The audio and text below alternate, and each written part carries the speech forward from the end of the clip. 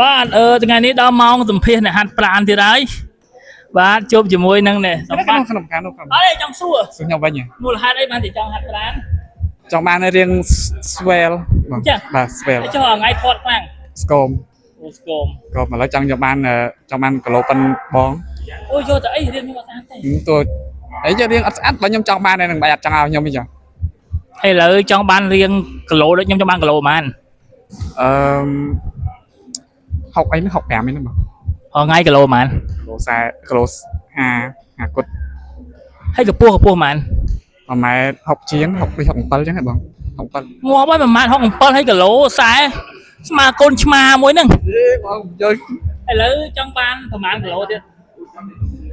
ចង់បានជិត10គីឡូដែរហ្នឹងបងមើល50អីចង់បានដល់65ហ្នឹងអញ្ចឹងយើងត្រូវ10គីឡូទៀតអញ្ចឹងហើយគិតតែពេលហាត់ស្អាតអីចង់ធ្វើអីចង់មានស្នេហាមែនអត់តន់គិតទេបងចាំមើលដល់គោដៅចាំគិតរឿងស្នេហាអីអើយខំមកជឿខ្ញុំមកគ្រាន់បើយើងប្រើដៃទេប្រើដៃដល់សងនេះបងប្រើដៃអីគេដៃប្រើទៅអីគេផឹកទឹកហាត់ប្រាណរុំការងារច្រើនណាបងប្រើដៃអូចឹងហ៎អូសូម្បីតែជីកទូរស័ព្ទក៏ប្រើដៃជឿទៅកំពូលមនុស្សហើយលោកអើយណែឥឡូវយើងមកសម្ភាសម្នាក់ទៀតបុនយេន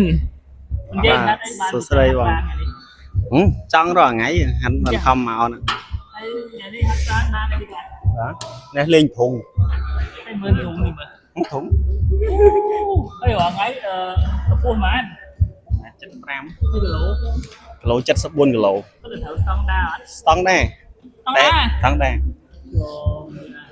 ឥឡូវបំណងចង់ឲ្យខ្លួនឯងមានគីឡូបានហ្វីតស្អាតចង់យក72ឬ73ឬ70មកចន្លោះ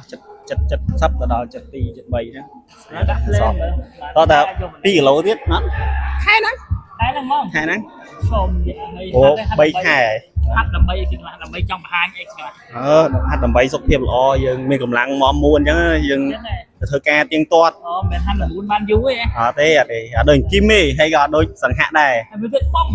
ងមួយទៀតមេហ្វុងអូខេឥឡូវតែមិននឹងបានយើងគុំតប៉ែបាទអរគុណច្រើន